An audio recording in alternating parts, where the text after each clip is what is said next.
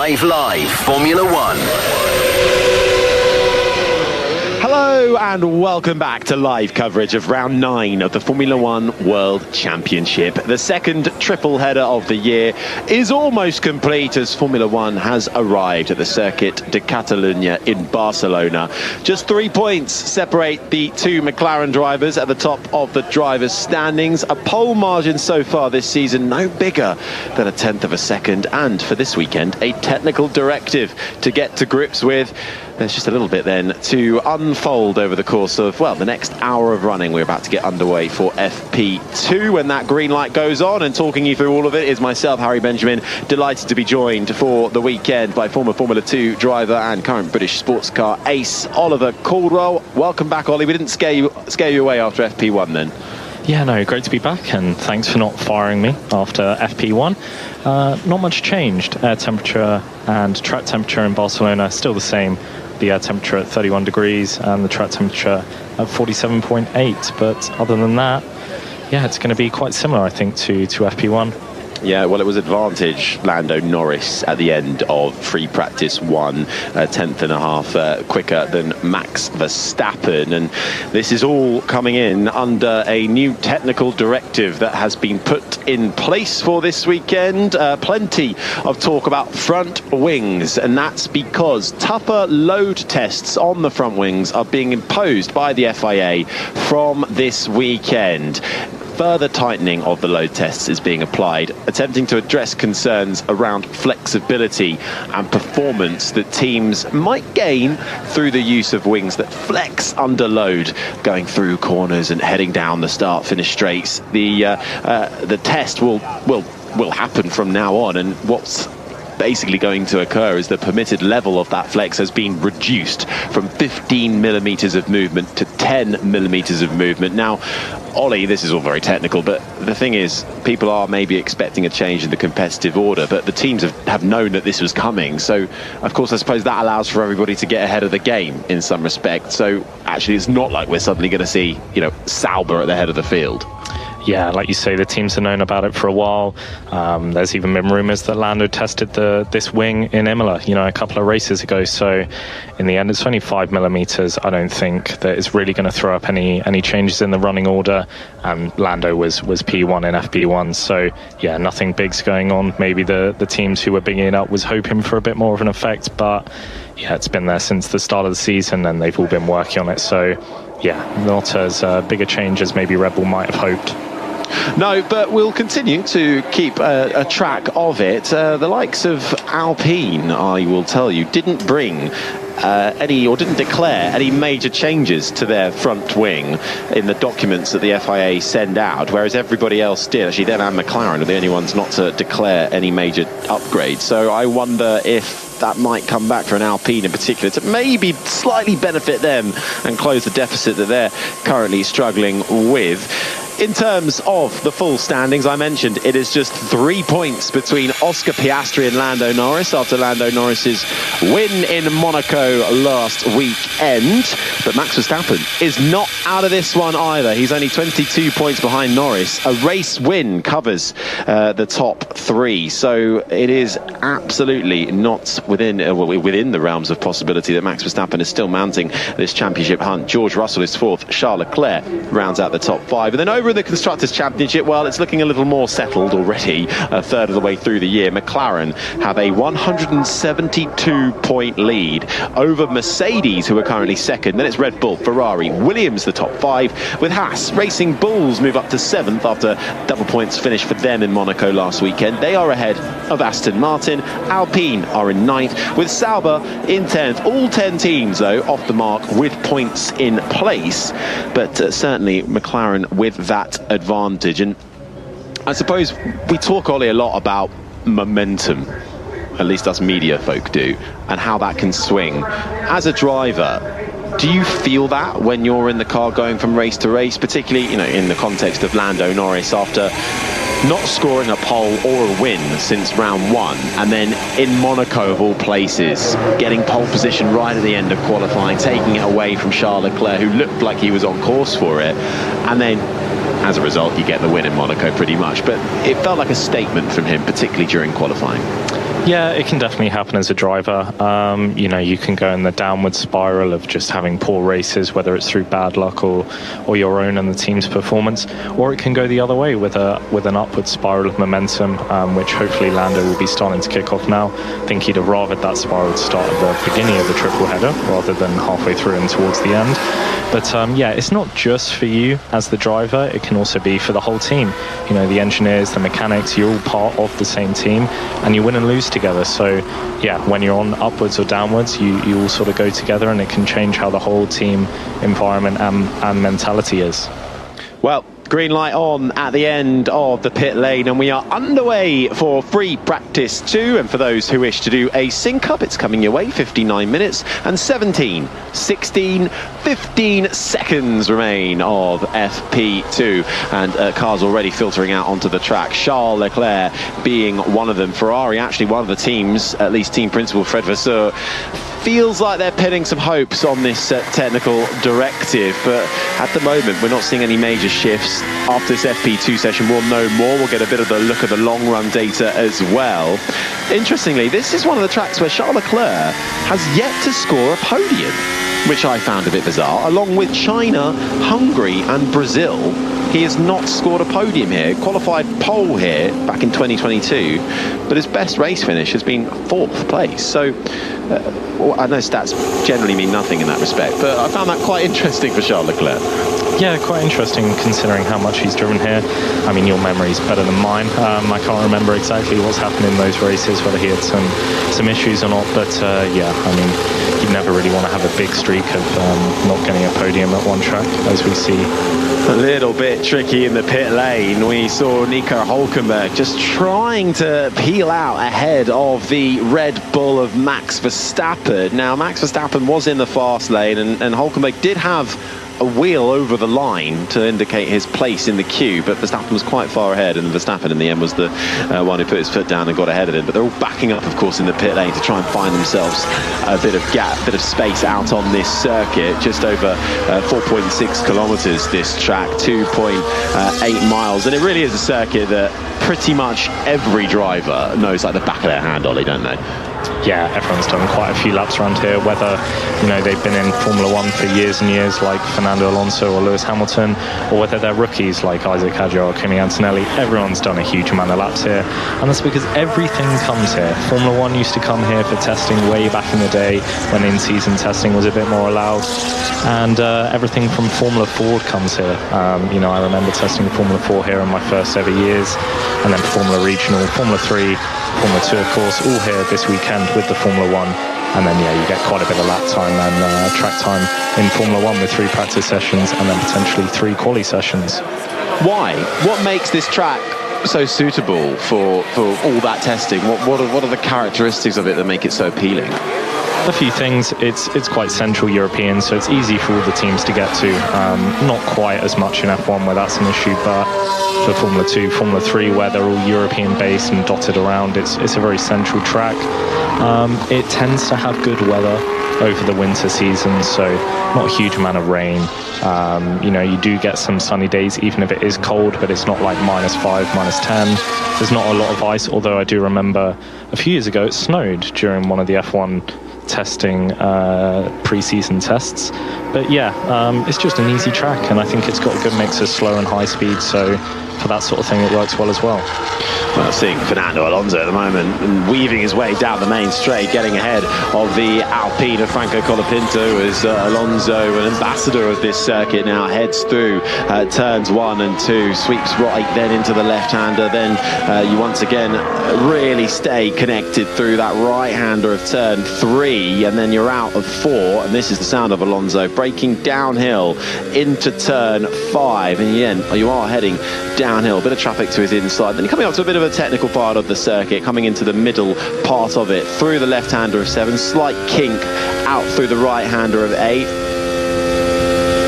pretty much flat through the right-hander of turn 9. Still early stages, might be more to come there for Alonso. That's one of the fastest corners on the circuit. You're going through there, mid-speed corner, about 250 kilometres an hour, before you then have that dose of straight and DRS towards turn 10. Good overtaking spot for the race. Yeah, turn 9 itself is super high speed, like you say. They're really on the edge, especially in qualifying, with if it's flat or not. And part of that's massively wind dependent. So if they've got a tailwind into turn 9, or it's especially gusty, it can really throw a curveball. And we've seen quite a few drivers go off there and off into the gravel and into the barriers just from a random bit of wind. So yeah, super wind dependent corner there. And if you run out wide, there is a gravel trap waiting for you, which Lewis Hamilton has nearly found. This is the sound of the Ferrari, and you clatter over the curbs there a little bit. And now we talk about so much the cars running as close to the ground as possible. Of course, the price you pay if you do run out wide is you can really take a bit of a battering on the underside. Yeah, that exit turn 9 curb is really aggressive. You've got sort of the flat red and white curb, and then it goes into a very aggressive green and white curb, which is raised. We call them sort of jagged tooths, or as Kimi's coming over the radio saying he's happier with the balance compared to FP1, which is a good step forward from Mercedes. But yeah, those green and white curbs are very aggressive, and we've seen people damaging and losing quite a bit of the floor when they use them, and especially on these ground effect cars now that we're in, that can make a very big difference. Well, first lap times coming in. Lando Norris quickest, the 1:13.636, ahead of his teammate by 0.3 of a second, Oscar Piastri. Alonso's lap put him up into third. Leclerc, Antonelli, the top 5. Gasly, Lawson, Hulkenberg, Hamilton, Hadjar, the top 10. Tsunoda, Sainz, Albon, Stroll, Behrman, the top 15, with Bortoleto, Colapinto, Ocon, the 18 drivers to have set a lap time. George Russell is about to cross the line for his first competitive lap and puts himself up into 4th place. Yeah, George got very close there through turn 13, so I think it was the back of a Williams that was getting out of the way, but relatively slowly. So whether that impeded him a bit or whether we'll see something about that, I'm not sure, but from the TV it certainly looked very close. Yeah, I think it was Carlos Sainz, actually, might have been in the Williams. At the end of FP1, Franco Colapinto's session ended early. Getting an update from Alpine about that.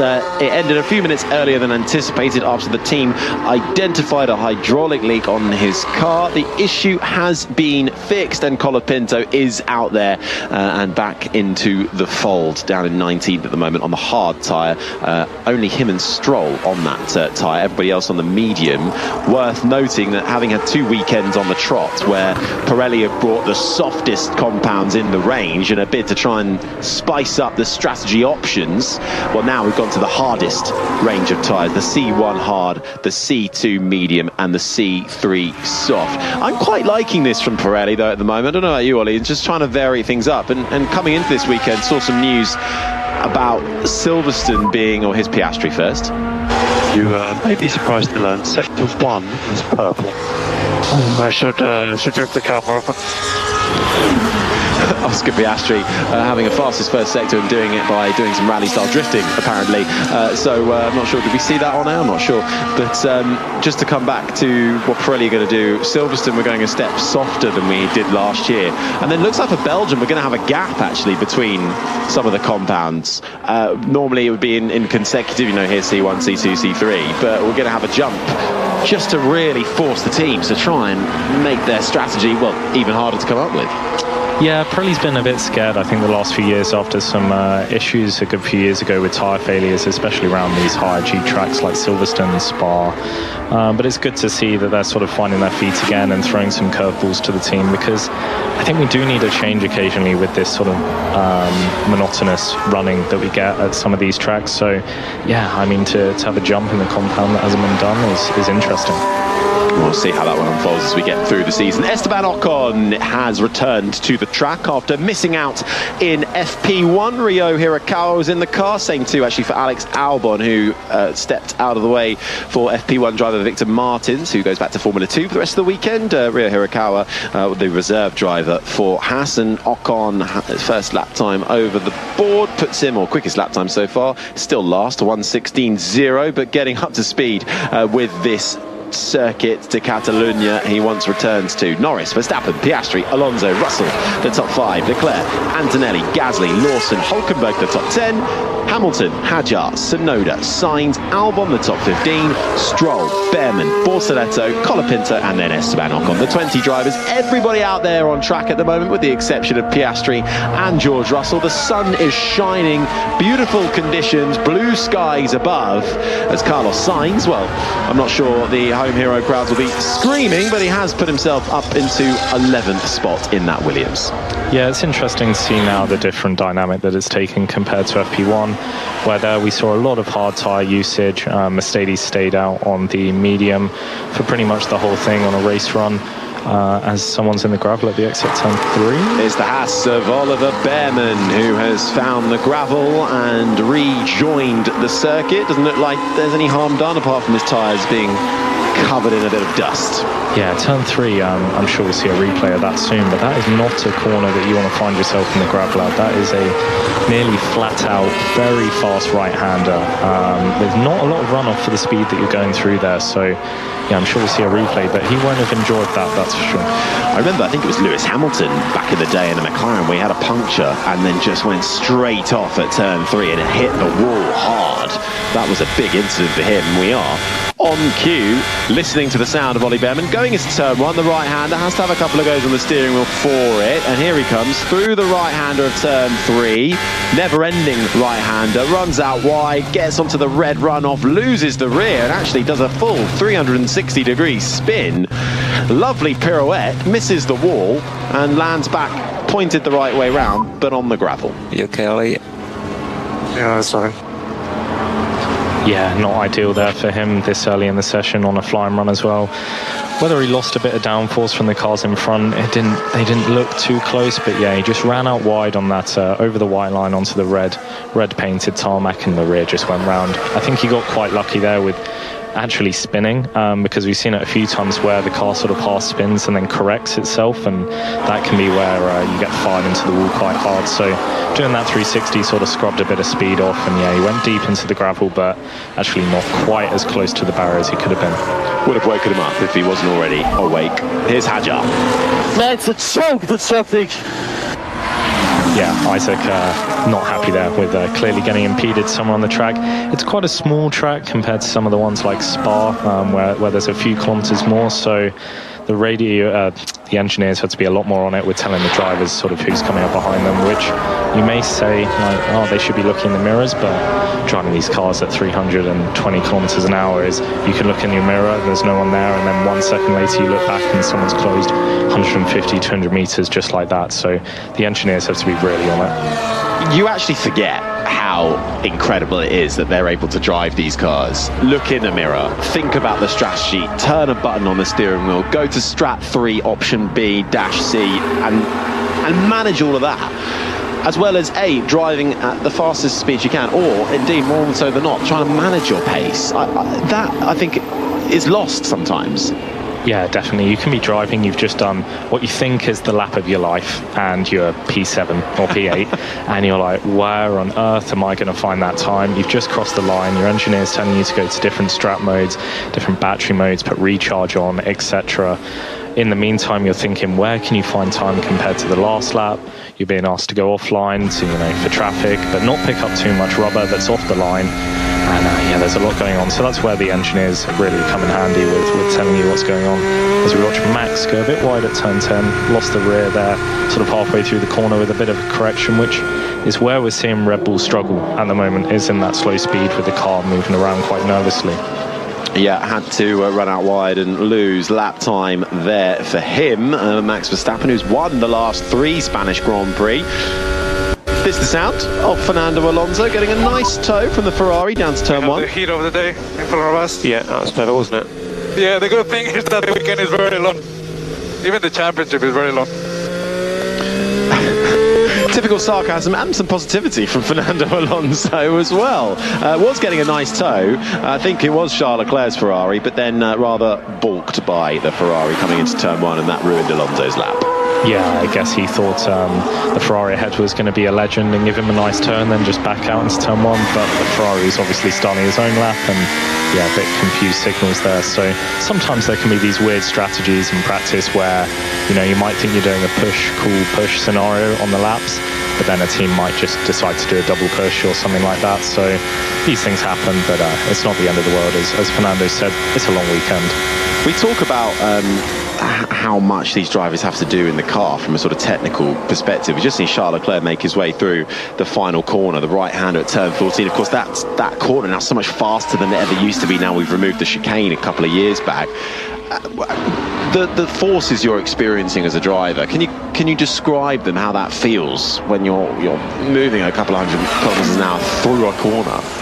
Yeah, so, I mean, Barcelona is one of the most physical tracks in terms of strain on the drivers. It's up there with Silverstone.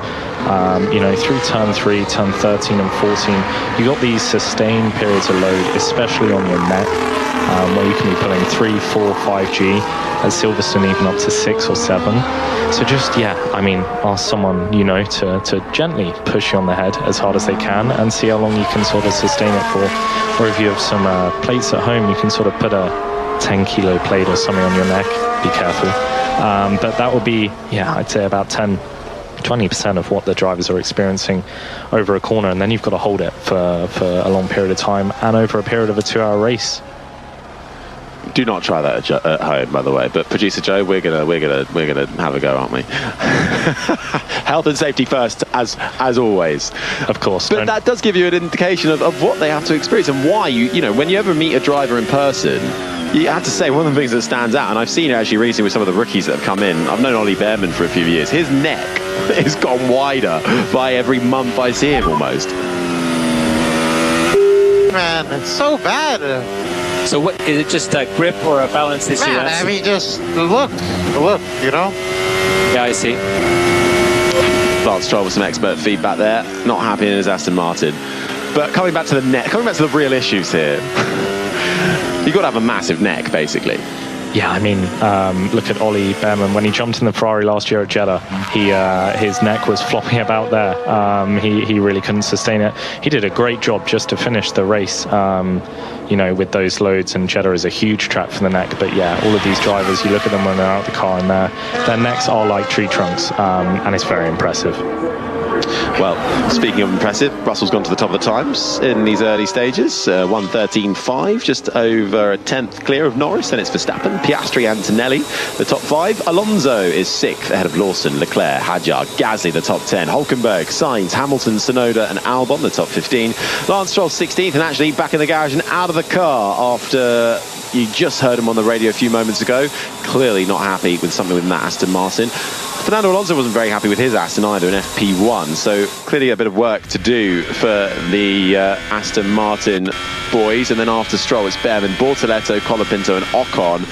This is the sound of Gabriel Bortoleto, a replay from earlier, coming into the left-hander at turn 10 and then just completely goes wide, misses the corner. Was there a bit of traffic to his inside? I think, was that just a miscalculation of the braking zone? And off he goes. They're lucky there because there's a little bit of runoff, enough to go wide and keep out of the gravel, but you stray too far and you are very much into the gravel there. Yeah, it's a weird one as well, because looking at the weather radar, they've got a headwind into turn 10, and we've seen a couple of guys go off there, so whether they're just expecting a bit more grip or not in that corner, yeah, Gabriel Bortoleto is not the first one to have gone off there this weekend, and I'm sure he won't be the last. But Ollie Behrman's car in the garage up on the stands with a lot of bodywork off the car after that spin in turn 3, actually. Yeah, it really is. Having to clear out some of that work, and maybe is there a bit of damage on the underside of that Haas? We're about to get another look and listen to Behrman. So he already runs out wide, and then just after the white line there's a bit of red paint, and that's what spins him round, losing grip, and manages to save it out of the wall. But then Behrman then very much with work to do on that car. The 2 Aston Martins as well, both in the pits with a lot of work going on Lance Stroll's car. Hearing that McLaren reportedly ran different rear wings on their 2 cars in FP1, and now they're both running the same rear wing for this session, so they are very much still trying to tweak their car, running upgrades, doing back-to-back testing. And this is going to be a really interesting season for that, isn't it, Ollie? Because 2026, of course, is a big old regulation change. So at some point, the call has to come of when you stop for this year. Yeah, definitely. I mean, the thing with McLaren is that they're at the top of the drivers and the teams championship. So as much as they will have a department looking at next year, they're really going to be focusing on still maintaining that gap and that lead for this year, certainly for the foreseeable future until the summer break. But yeah, interesting that they are still doing split strategies. It shows that even though they may look comfortable and confident at the top of that they are still trying things. They're still not set on what the best direction is. Now, we saw a lot of work going on down at Aston Martin, the team saying they're currently changing Lance's seat and he'll be back in the car shortly. So a change of seat, Ollie, as actually just a race control. There's an incident for impeding that's been noted. That's Colapinto and Hadjar. Well, a change of seat, I mean, we know that's always quite vital for a driver in terms of their comfort level, but to change a seat midway through FP2 seems a bit odd. Honestly, to change a seat midway through the season at any point is very strange.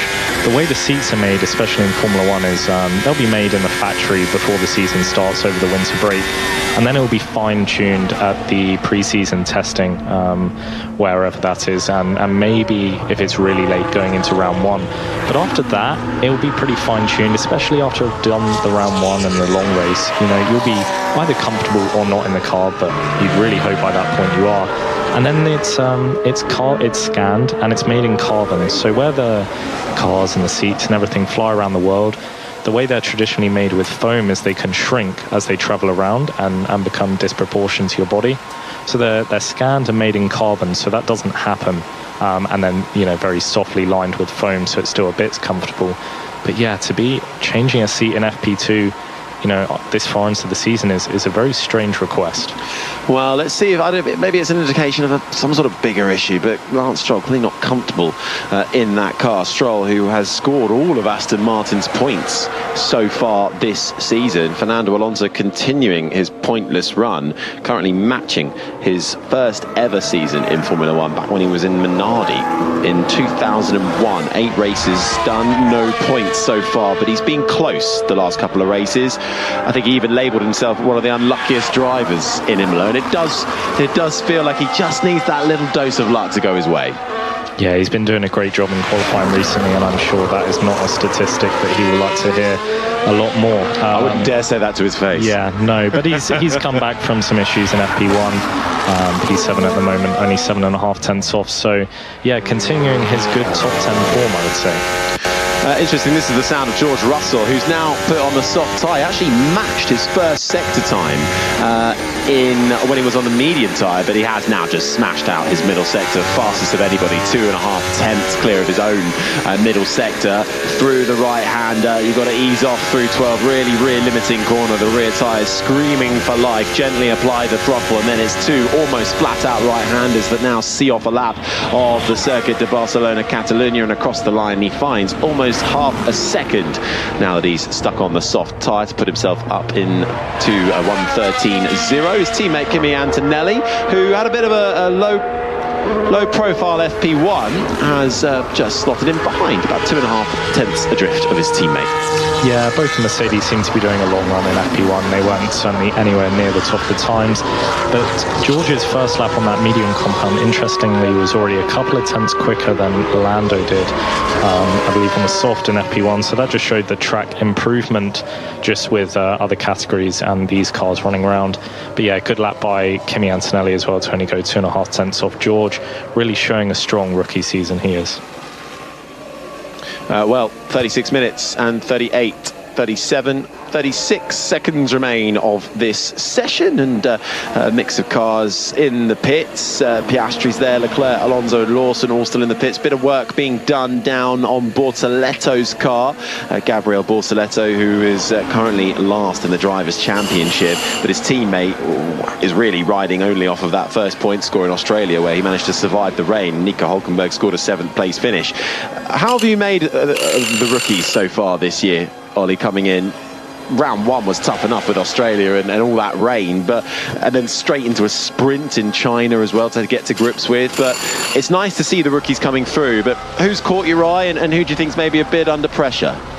I think they're all doing, honestly, a really good job. You know, to jump in your first season of Formula One in Melbourne with that atrocious weather was, a very tough call. And I think we saw experience really come into play there. Like you say, with Nico Hülkenberg just surviving and getting points. There was a lot of DNFs there. But, I think they're all performing very well. I would say Oliver Behrmann is specifically doing a great job, especially comparing to his teammate Esteban Ocon, putting him under pressure. And the same with Kimi Antonelli, he's not a million miles off the experienced George Russell, showing that he is second now, only 2.5 tenths off, although Verstappen does just slot into P2 in between them. But under pressure, I would say Liam Lawson, demoted from Red Bull to Racing Bulls, and he is P10 at the moment, 1/10th ahead of his teammate Hadjar, but he's got to get starting. He's got to start getting some points on the board, really. They're just seeing Lando Norris finish off a lap, fastest of anybody in the first sector, but lost a bit of time actually compared to his rivals. However, absolutely matches Max Verstappen's time. It's George Russell with a 1:13.046, and then 24 thousandths of a second back is Max Verstappen and Lando Norris. Identical lap times, all on the soft tyre. Then it's still another 2.5 tenths back to Kimi Antonelli. I mean, the margins in Formula One, we talk about how difficult it is for the rookies. The pole gap has been, I think, just over 1/10 of a second. That's the average margin that we've had so far this year. I mean, it's incredible. Up and down the field, if you're in the midfield, 0.5 of a second can suddenly put you up 1 or 2 positions. Yeah, it's incredible, these gaps, the fact that they're doing a 1:13, pushing to the absolute max of themselves and the cars, and there's zero gap is just mind-boggling.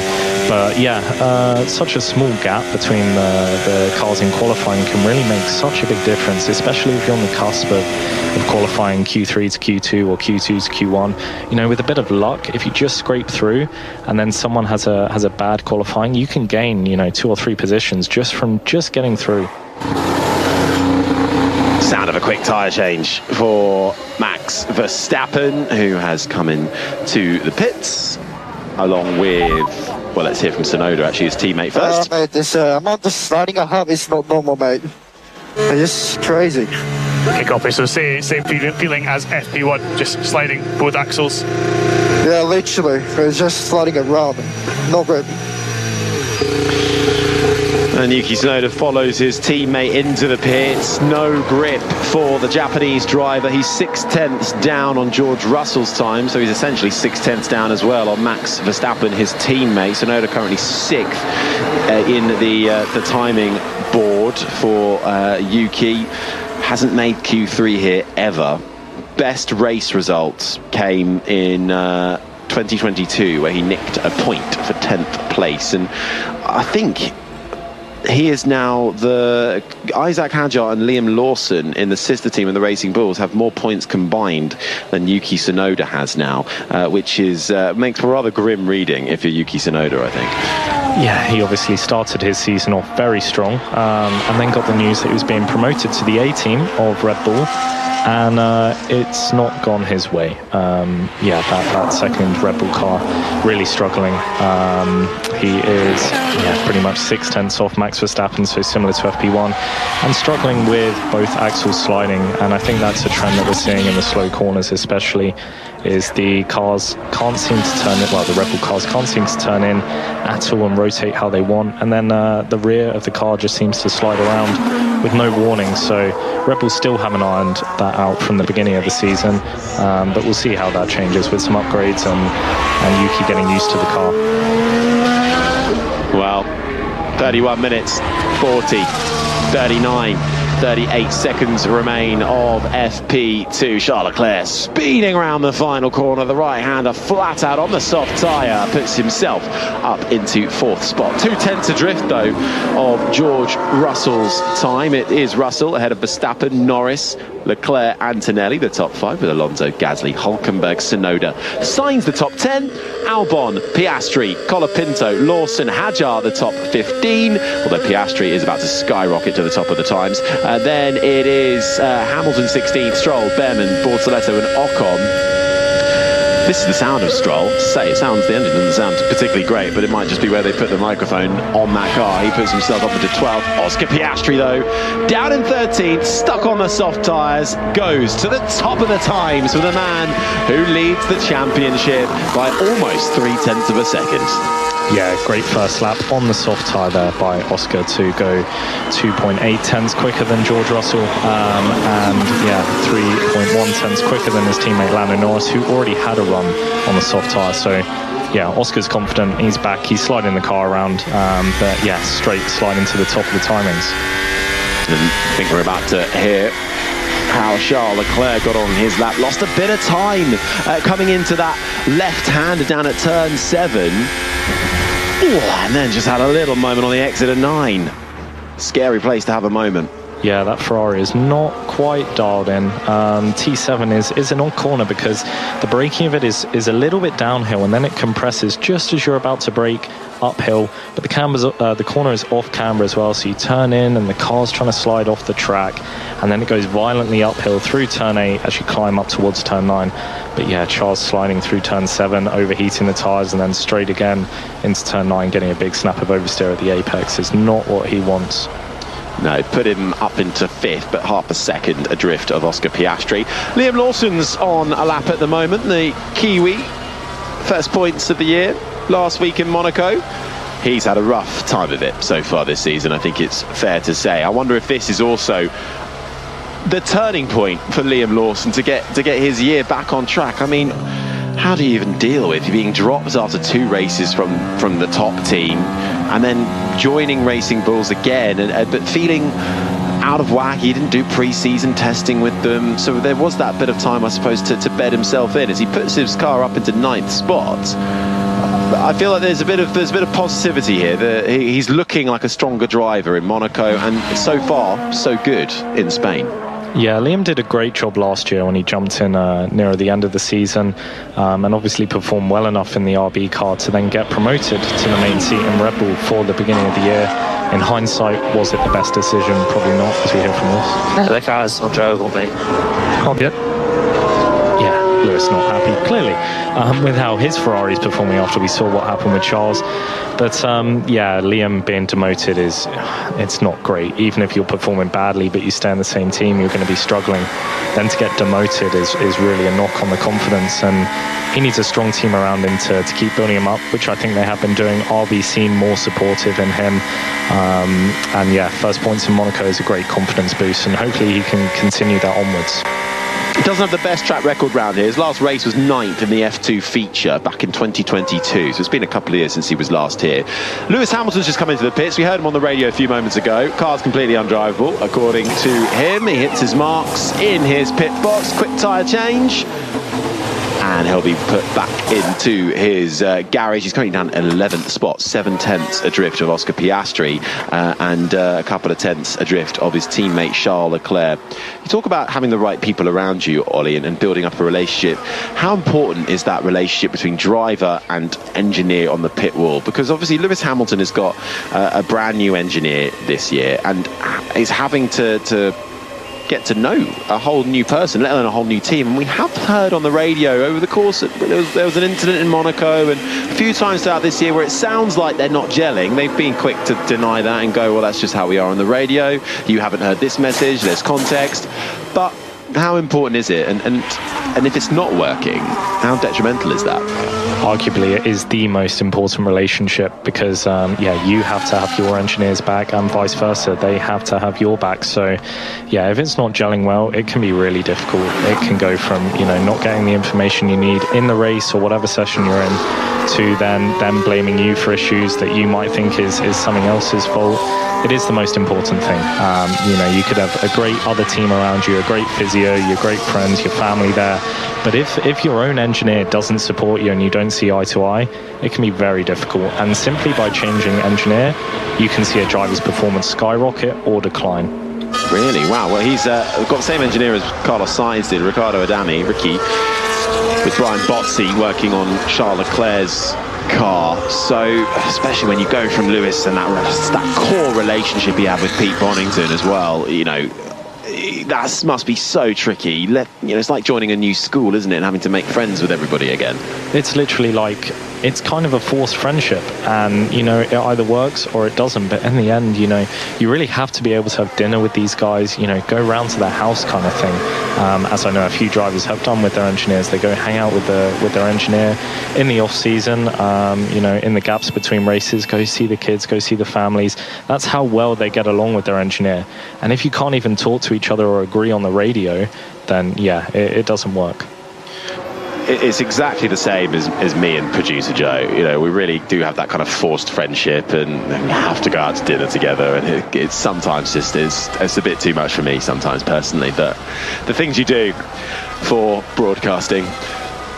25 minutes and 14 seconds remain of FP2. It's Piastri quickest by almost 0.3 of a second once the soft tyre running has got going. Russell second, Verstappen third, Norris fourth, Leclerc fifth. The top five covered by half a second. There's Antonelli, Alonso, Gasly, Hadjar, Lawson the top 10, with Hamilton in 11th ahead of Hulkenberg. Tsunoda is 13th ahead of Sainz. Albon is 15th. Stroll, Bortoletto, Ocon, Colapinto and Behrman, the 20 drivers. So far, seems like work to do then for the likes of actually the two Williams drivers. Lance Stroll's Aston Martin. There was a heavy work going on that car. He's back out into the pit, onto the track now. Also work going on down at Alonso's side of that garage, so we'll just keep an eye on what Aston Martin say about that. Equally, the two Haas cars finding themselves towards the rear of the field, and Franco Colapinto just seems to be struggling for confidence a bit. 1.5 seconds adrift whilst his teammate is up in 8th.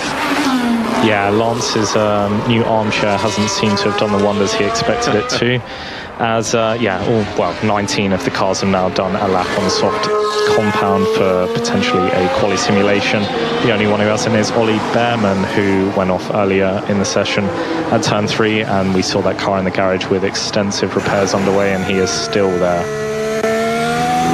Sound of Max Verstappen making his way through the right-hander of turn 3, long sweeping corner, but he's not pushing too hard on that medium tyre, and heads into that fateful turn 4. Of course, a favourable corner for Max Verstappen after the two Mercedes cars took themselves out of the race back in 2016, and that delivered on debut for Red Bull his first win in Formula 1. It's hard to believe that was in 2016, and you look at what he's gone on to achieve. It's incredible, isn't it? Yeah, who would have, well, I say who would have thought, but a lot of people thought, and that was why he was in the Red Bull seat at that time. But yeah, talk about handed it on a silver platter that weekend, yeah, when Lewis and Nico Rosberg took each other out. And since that year, it's either been Max Verstappen or Lewis Hamilton who have taken victory at the Spanish Grand Prix. Of course, there is another race coming onto the calendar that occurs in Spain next year. Madrid is having a street circuit come onto the grid, and while Barcelona will remain next year, it then is very quickly coming up for contract renewal, and the talk is that, well, effectively Madrid will become the Spanish Grand Prix and we may well lose Barcelona. Do you think this track has actually had its time, and it's good to have Madrid and another street track come onto the calendar?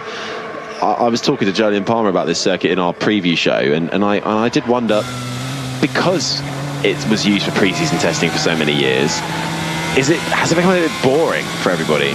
And actually, we need something different now. I think a good thing with Barcelona is you can still overtake here, so it does enable that. And I think with the new track in Madrid, we're going to have to make sure, well, not us, but the designers of the track are going to have to make sure that you can overtake there, and that it doesn't become a boring, monotonous race like potentially Jeddah or especially Monaco with the way that they do it. Miami did quite a good job of that. They've got the tight sections, but they've also got areas where you can overtake, and I think they need to be paying close attention to that and make sure it's an interesting race. Well, Barcelona will be here next year alongside the race in Madrid, and then the following year it will be up for grabs as to what happens to this well-known circuit up and down the Formula One circus. Piastri still fastest ahead of Russell, Verstappen, Norris, Leclerc the top 5, Antonelli, Alonso, Gasly, Hadjar, Lawson the top 10, Hamilton, Hulkenberg, Tsunoda, Sainz, Albon the top 15, Stroll, Bortoleto, Ocon, Colapinto, and Behrman's back out there after a lengthy time in the pits on that soft tyre, heading down to turn 1 now. Tell you what, let's see how he goes through turn 3, where he had the off at the start of the session. Stays committed, doesn't run outside, no 360-degree spin for the British racer, into the braking zone for the right-hander of turn 4, which then leads you downhill, touch of the brakes coming into the left-hander of turn 5. Then you get to that, to be honest, rather annoying section, I think, really, coming through turns 7 and 8. I mean, I always found it quite annoying when I'm playing it on the game, but, you know, it's not quite the same level as a Formula 1 driver. Yeah, it's a difficult section of corners through 6, 7, 8, where the corners are off camber, the car's sliding around a bit. It's under a lot of load. Through them, the very high speed of T9. And in a race, obviously, you hope you get a great exit from those corners for the second DRS zone of the lap, and then you can overtake into turn 10.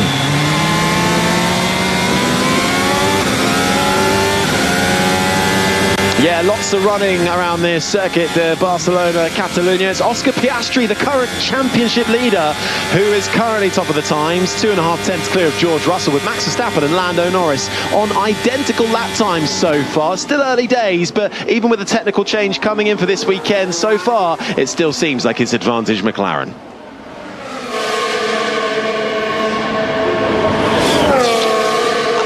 There we go. Thank you for being with us on that little duck into 5 Live. But we know the keen beans stay with us on Sports Extra 3. Less than 20 minutes to go of FP2. And it does seem like it is still very much advantage McLaren right now. Ollie, would you agree with that? Yeah, I'm not really seeing any huge curveballs being thrown in this practice session. Ollie Behrman finally completed a lap on the soft tyre down in P19. So not quite what he wanted, with a 1 minute 14.126. But his teammate Esteban Ocon is only 1 position ahead of him on a 1:14.005. So not where Haas want to be, especially. Yeah, it's not looking great for them in this session, but they'll be working hard tonight, looking at the data and seeing if they can get up there for FP3 tomorrow. Haas's last points came here back in 2019, so it's not been their best track. Esteban Ocon with 3 points finishes so far to his name. Ollie Behrman also with 3 points finishes, and back in 2023 took the F2 feature race win here for Behrman. So that would have been last year, actually. I think he took the feature race win. So fond memories for Ollie Behrman, but at the moment the two Haas drivers down in 18th and 19th. Really good result, actually, last time for Esteban Ocon in Monaco, helping Haas continue to keep Williams within touching distance, at least, in the Constructors' Championship. Managed to finish in 8th place, did Esteban Ocon, again making use of that the strategy to basically slow everyone up and get your 2 pit stops as cheaply as possible. But still, points mean prizes, and for those midfield teams, and I say midfield, the whole field is now bunched within a few tenths of each other, but for those lower 5 in the Constructors' Championship, that race could well be crucial come the end of the year for the Racing Bulls, for the Haas's and the Williams. Yeah, definitely. You know, a position or 2 in the Constructors' Championship can be worth millions and millions to a team. So very important, especially come the end of the year. And it was very impressive to see that Esteban did manage to get some points in Monaco, because we saw that the RB and the Williams were using each other to sort of cover off their own pit stops, but Esteban was on his own. Ollie Behrman wasn't quite close enough to help there. So yeah, to sort of survive that mess that was going on and the weird, interesting strategies solo was very impressive by the Haas team. Certainly was. Franco Colapinto out there on a lap at the moment. 5 races he was given, although Flavio Briatore is now very much saying, well, actually, no, it's not 5, but feels like it's on a race-by-race basis for Franco Colapinto, or is it actually just till the end of the season? How did you make of that switch, Ollie? I mean, you used to be a part of the Alpine Academy. You know a little bit about what it's like, although no, it changed it's changed quite a lot in the last year, really, hasn't it? But Jack Doohan, demoted as reserve driver. I think there was a lot of sympathy for him, but also Franco showed towards the end of last year that he warranted a go in a Formula One car too. Yeah, I mean, really not a great situation for anyone involved, I think, down at Alpine, because Jack, thrown in at the end of last year completely randomly when Esteban Ocon cancelled his contract, and there was that whole fiasco there. Thrown into Abu Dhabi with not a lot of prep. I think he did a good job there to finish the race and do a solid job. And then, signed for this season, but then immediately they signed 2 or 3 reserve drivers, and it said all of them pretty openly could replace him. So that's not really an added stress that you want as a driver. And when Jack was in, I think he did a good job comparing to Pierre Gasly. He's got a lot of experience. He was close to him in pretty much all the sessions. He made quite a blunder in Japan, going off at turn 1, leaving the DRS open. But that's just a rookie mistake that can happen. And honestly, I think it's quite weird that the DRS doesn't automatically close there at a track and a corner like that. We used to see it happen in Sochi in Russia when F1 used to run there. DRS automatically closed to stop an accident like that happening, which Carlos Sainz had quite early in his career from the similar thing. So just a rookie error that came at a very bad time for Jack Doohan, and pretty harsh to put Franco in so early in the season. And arguably, he's doing a worse job, I would say. Having an accident in Imola in his first weekend was not what the team needed or wanted. And struggling this weekend, but with issues in FP1 and potential ongoing issues there, hampering him down in 20th place. Do you think you should be allowed to change drivers during the season?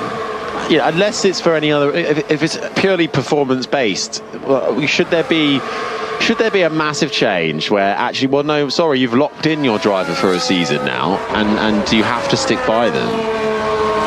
If I was in F1, I'd love that to be a rule, and be locked in for the season. But like a transfer window in Formula One, there's only an allotted time when you could make any changes. Yeah, but I suppose if you compared it to something like football, you still have subs who can go on in the game, and you could be subbed off in the game, but imagine being subbed off on lap 17. Yeah, sorry, mate. Pick up the pace. Yeah, we're going to put a different driver in for the rest of the race. That would make things interesting. But I think these teams have to do it, and maybe there could be a limit on how many reserves you could sign, so they're not, going through the whole roster of a Formula 2 grid. But in the end, it comes down to you have to perform against your teammate, and if you're not performing up to the level that the team thinks you should be, then they could replace you. But in some instances, I think it's been far too harsh. I genuinely think we should have a football transfer window in Formula One. I think that would be great. Make a whole day of it. We will all go to all the team bases, which won't be too far. We'll have somebody out obviously in Italy, but pretty much everyone can be around the Oxfordshire area. You're trying to look for the car, the 4x4 tinted glass SUV that's coming out of Williams, to see who they're having a meeting with. Or you could just look at the tracker that's on one of your team cars and watch where he's going to. If you don't know that story, Esteban Ocon nearly had a drive with Williams, and until he got found out about it. And then the rest, it's history, and he ended up at Haas. So some of the nearly moves going on there.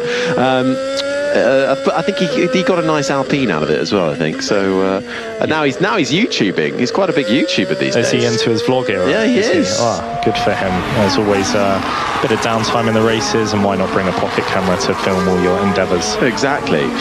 Just make sure wherever you're going, check for a tracker. A lot of Flovis paint on the front left side of the wing for the Aston Martin of Lance Stroll, who we heard a little earlier on the radio, wasn't happy with his car. Change of seats as well, with some work going on there. He's back out there. Indeed, everybody is out onto the circuit, with the exception of Franco Colapinto, although he has now come out into the pit. So all 20 drivers on there. So well and truly into that long run pace now, starting to try and get a little inclination as to how you might stack up in the race in these last 11 minutes and 49, 48, 47 seconds remaining of FP2. Yeah, it's interesting that Lance has got that Flovis paint on his Aston Martin. You know, change of seat earlier. He's really not happy, and it looks like the team are struggling to find what's wrong with that car. So putting that paint on, whether there's a slight imbalance in the chassis or the wings that he's got on, that'll be what they're looking for. But that's usually something we see in FP1, not necessarily FP2. I would like people to go on hashtag BBCF1, please, in these last 11 minutes. I think Formula One should have a football transfer style window where there is a short amount of time where teams are allowed to make changes. You cannot make a change outside of that time. Somebody has got in touch on HNF1B, hashtag BBCF1, driver and reserve driver for the season. That's all it should be. Do not change. I can agree with that. Unless there's any kind of extenuating circumstances, then, you know, if somebody does get injured or ill, then fine, obviously. But like in football, then you're signed, you sign a contract. There's the allocated time when people can make a switch, and that's how it should run. Yeah, I think that would lock in some security from both drivers. You could have the main driver and one reserve, and then, you know, you're only battling for one guy. And if the teams want to switch between them, then so be it. But it would certainly make things a lot more simple. I don't know about you, but I'm looking forward to something that I've been looking forward to since I woke up, and that is the Long Run Corner with Andrew Benson. Long Run Corner with Andrew Benson.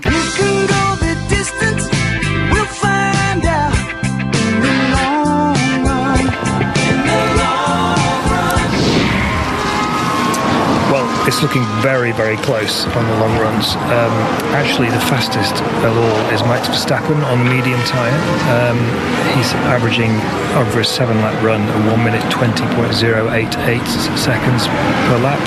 Lando Norris just behind him on a 20.129. So just 4 or 5 hundredths between those two. Oscar Piastri about 2 tenths behind.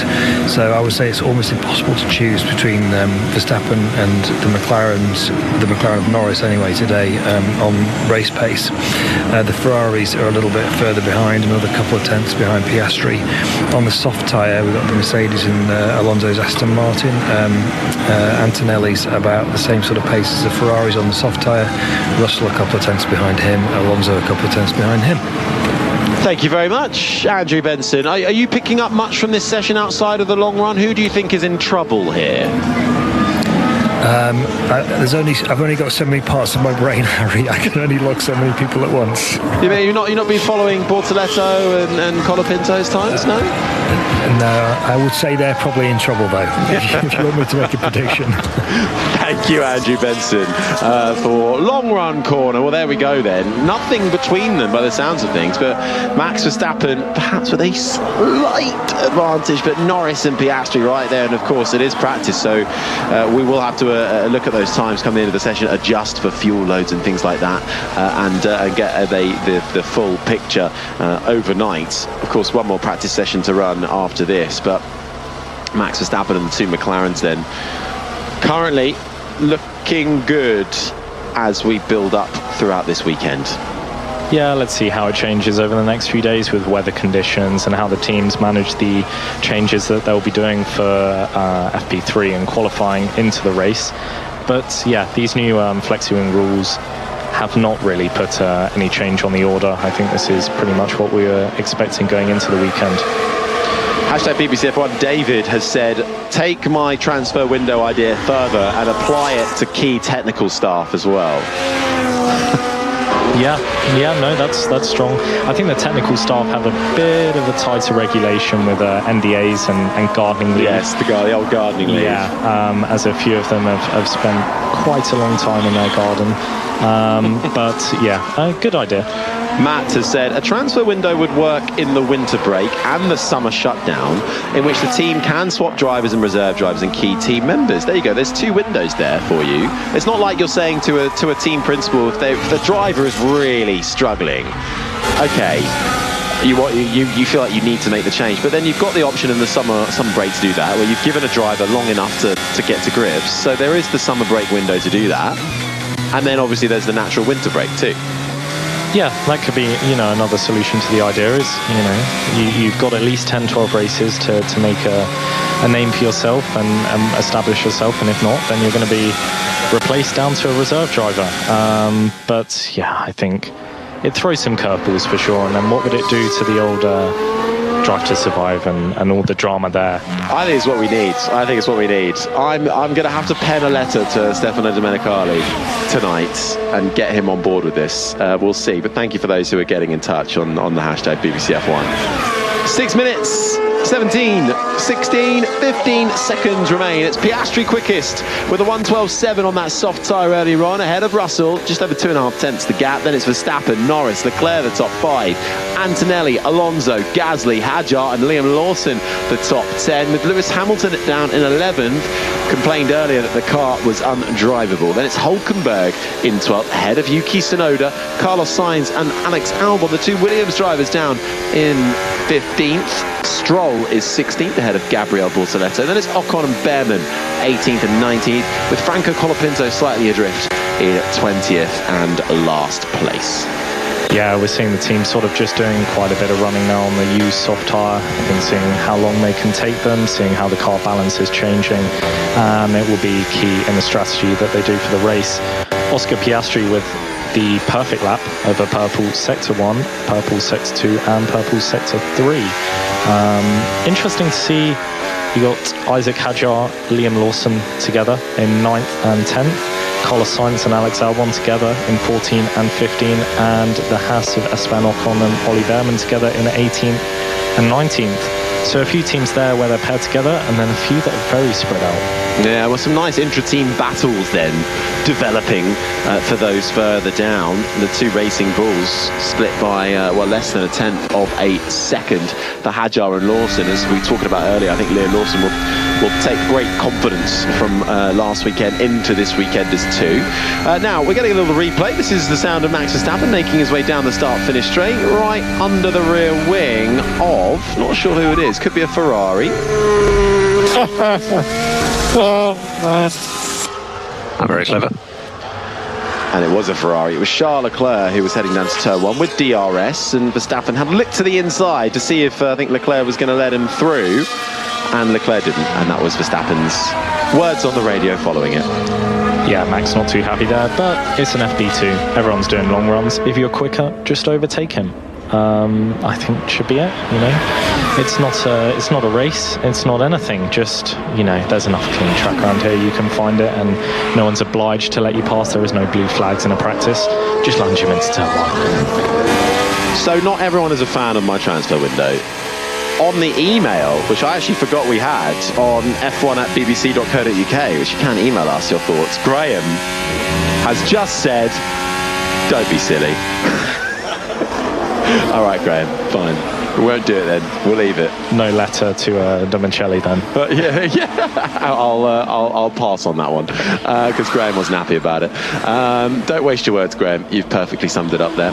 Less than 3.5 minutes left to go, and into the final stages. Then we go into the evening in Spain, where they'll dive into the data, try and find a little bit more time on the long runs we've seen so far. Max Verstappen maybe has a slight edge over the two McLarens so far.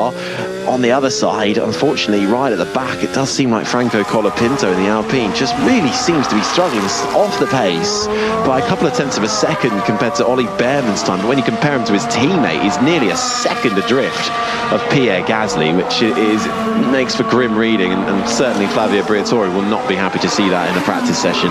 That's not on his words of wisdom. When Franco jumped into the seat, it wasn't be 1 second off your teammate. It was probably try and be a second quicker than your teammate. Interesting to see what's going on there. He obviously had an issue at the end of FP1, so whether that's rolled over into FP2, I'm not too sure. But yeah, it's a substantial way off the pace for him. Well, this is the thing, isn't it? Practice, of course, is a time to get up to grips with everything, but there comes a point where, the experience Colapinto has around this track, not too much, really. So, again, we're going to circuits that he hasn't necessarily got a huge amount of experience on. Managed to do a bit of F2 here last year, but, again, when you're not getting track time, he's not exactly had a full pre-season testing schedule here in the modern era in a Formula One car. So a bit like him and actually Liam Lawson, when you're having kind of bitty seasons, so coming in across the end of one into another, that must be quite hard to get into a rhythm as well. Yeah, it's definitely not ideal to sort of jump in halfway through last year like Franco did. Then he was out for the beginning of this year and sort of missed all that development phase that he might do in the simulator, and then just to be thrown back in again is not the perfect way, and especially then having an accident on that first weekend in Imola doesn't give anything for the confidence. But while he might not have raced here a huge amount, like we say, a huge amount of things go testing here, it's definitely not a track that he's new to. Hill had done a lot of laps around here in testing in a bunch of things. To be fair, I did him a disservice. He actually got on the podium here last year in the F2 feature race, so I take it back, he was second. So decent experience here. However, obviously not quite Formula One level, but clearly with a hydraulic issue at the end of FP1, finding the rhythm is proving a little bit tricky so far in this practice 2 session for Franco Colapinto, who finds himself adrift at the bottom of the field. Maybe a little bit of optimism for Nico Hülkenberg and his Sauber up in 12th, which is fairly decent. That Sauber is okay over a one flying lap. It's when it gets to the race that car just seems to lack downforce essentially, and too much understeer that they've been complaining about. So Hülkenberg actually just getting out of the way to let his teammate Gabriel Bortoleto come through.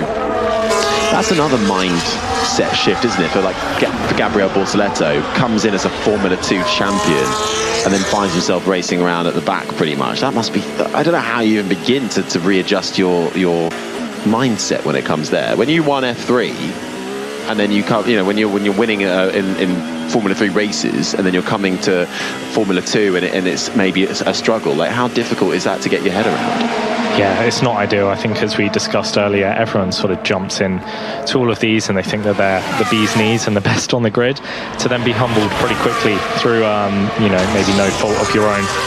It's not easy for him, but one positive of it is it's kind of kept him out of the limelight. That could be good, could be bad, but there's a bit less pressure on him. He's got a very experienced teammate and he's not a million miles off him. If I'll be honest, I expected a bit more as the reigning champion to then make the step up. You've got other rookies that are a lot closer to their more experienced teammates, specifically Ollie Behrman versus Esteban Ocon and Kimi Antonelli versus George Russell. So I did expect a bit more from Bortoleto, to be honest, but yeah, he's certainly not in the limelight for good or bad. No, well, Bortoleto points here last year in F2, 5th and 10th place finishes in the sprint and the feature race. Didn't get on the podium, unlike Colapinto did, but how things change. Well, Bortoleto's down in 17th and Colapinto's down in 20th. That is the checkered flag, though. At the end of the day's running for practice, it's Oscar Piastri who tops the times with a 1:12.7, 2/10 clear of George Russell. Then it's Max Verstappen third, Lando Norris fourth with identical lap time set on the soft tyre, but because Max Verstappen set it first, he goes ahead. Then it's Norris, Leclerc, the top 5. Kimi Antonelli is 6th, ahead of Fernando Alonso up there in the Aston Martin inside that top 7.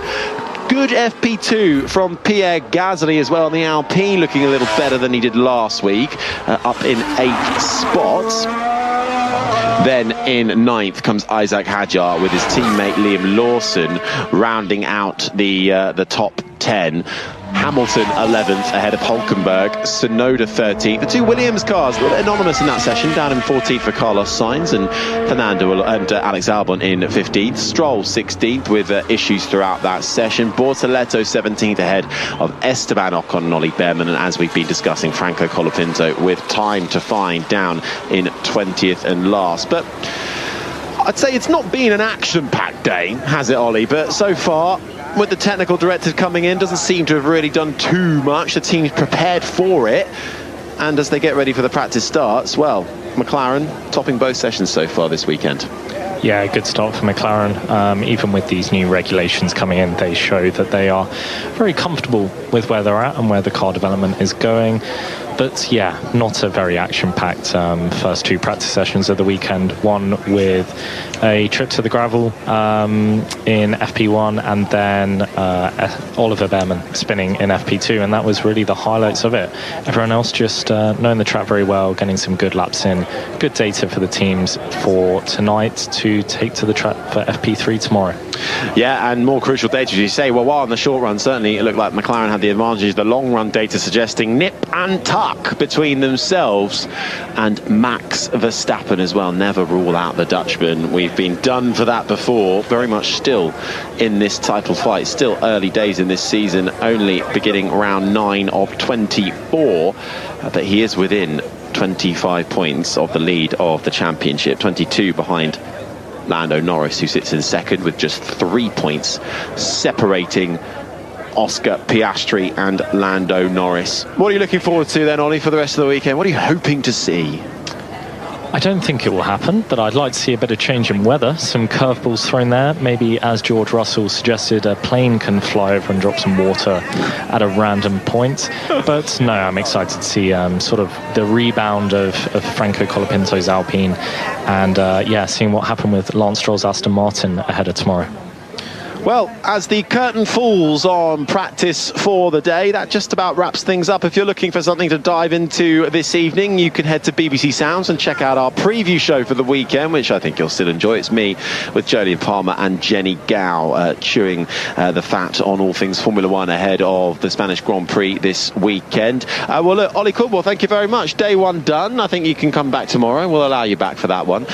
You can hear us for free practice 3, 25 past 11 will be on air on 5 Sports Extra, and then it will be that all-important qualifying from just before 3 o'clock. That will be on Sports Extra 2. Hope you can join us for it. This has been an IMG production for BBC Radio 5 Live.